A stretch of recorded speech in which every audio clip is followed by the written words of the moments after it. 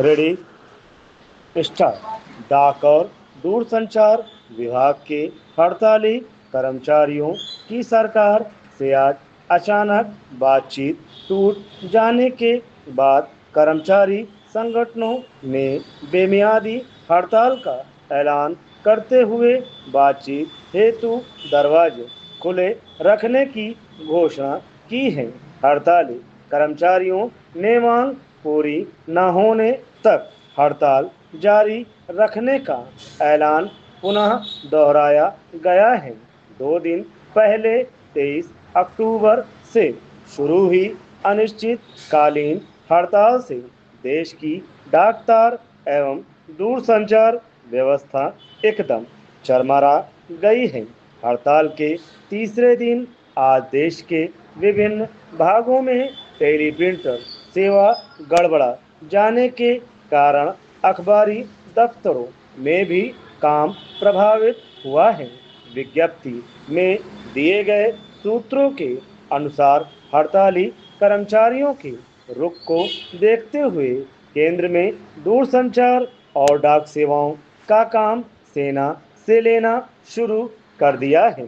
डाक और दूरसंचार कर्मियों ने केंद्र सरकार के कर्मचारियों के वेतन भत्ता संबंधी विसंगतियां दूर करने की मांग को लेकर प्रारंभिक दौर में हड़ताल शुरू की थी।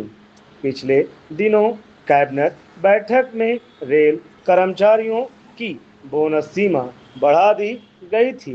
केंद्र सरकार के इस रवैये पर सरकार को समर्थन कर रही मार्क्सवादी कम्युनिस्ट पार्टी ने क्षोभ जाहिर किया है।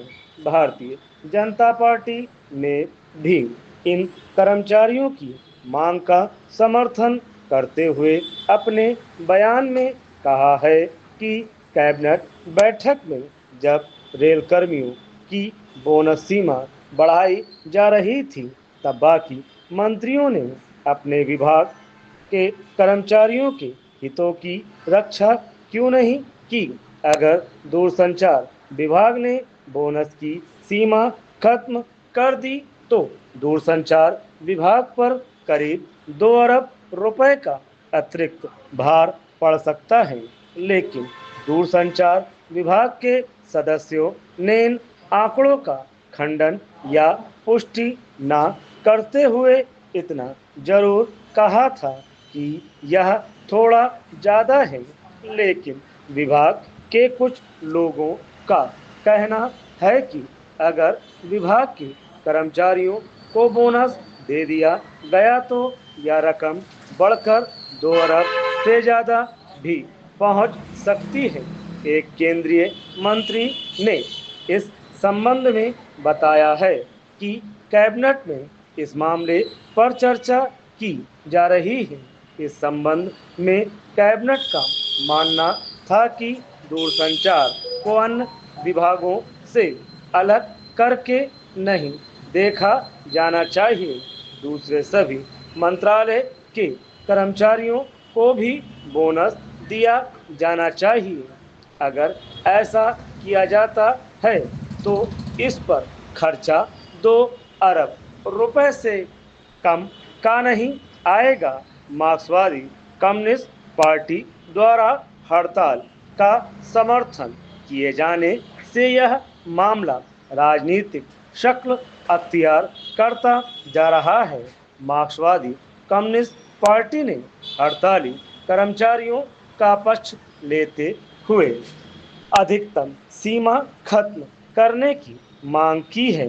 अब संयुक्त मोर्चा सरकार इस बात के लिए रेलवे मंत्री को कोस रही है कि उनके मंत्रालय ने दूरगामी असर का आकलन किए बिना बोनस की अधिकतम सीमा खत्म कर यह दिक्कत पैदा कर दी है।